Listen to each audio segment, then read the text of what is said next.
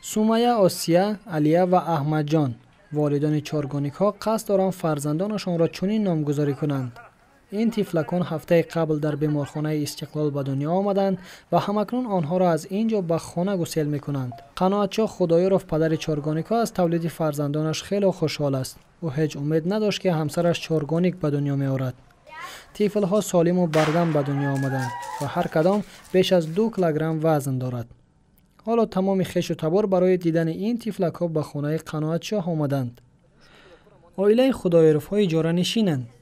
برای این یک حجرگاه خانواده اجاره پولی گران می‌سپارد. پدر چارگانیک ها قبل از تولید کودکان در ساختمان کار میکرد، اما یک هفته است که بیکار است و نگرانی از آن دارد که اکنون با بزرگ شدن طفل‌ها مشکلشان می‌افزاید. کاری که هم اجاره و هم خراجات خانه و احتیاجات کودکان را پوشاند یافتن مشکل است.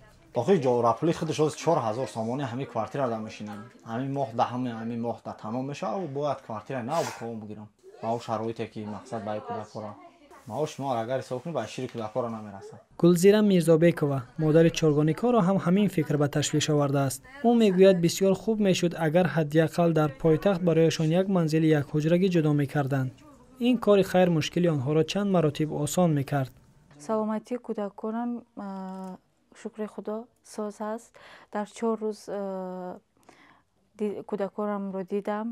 مشکلی اساسی ما اجاره نشین میباشیم. کودکان مایده در قشلاق نگاه بین کردن کمتر دشوار. ما در اینجا از 5 ماه هست که در همین شهر اجاره نشین میباشیم. چارگانیک ها اولین فرزندان این عائله جوان میباشد. در تاجیکستان تولید چارگانیک و زیاده از آن کم نظیر است.